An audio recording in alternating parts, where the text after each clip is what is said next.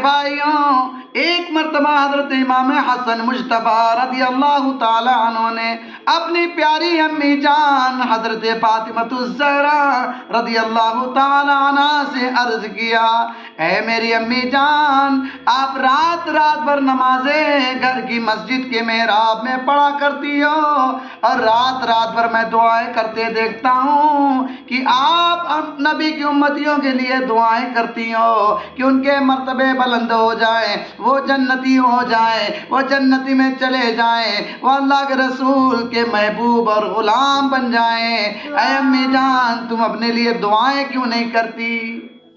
میرے پیارے بھائیوں، میری پیاری بہنوں، جواب آیا، اے میرے پیارے بیٹے، پہلے میرا ہمسایہ ہے، پہلے میرا پڑوسی ہے، پہلے میرا نیبر ہے۔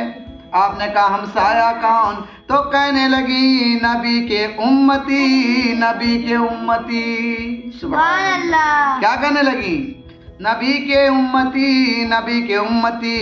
اے نبی کے امتیوں، تم نبی کے امتی ہو۔ حضرت فاطمہ رضی اللہ تعالیٰ عنہ رات رات بھر نمازیں پڑھ پڑھ کے دعائیں کرتی رہتی تھیں کہ اللہ کے نبی کے ماننے والے جنتی ہوں، جنتی ہو، جنتی ہوں، جنتی ہوں۔ تو آپ لوگوں کے لیے کیا کرتی تھی حضرت فاطمہ رضی اللہ تعالیٰ؟ کیا کرتی تھی؟ دعائیں کرتی تھی۔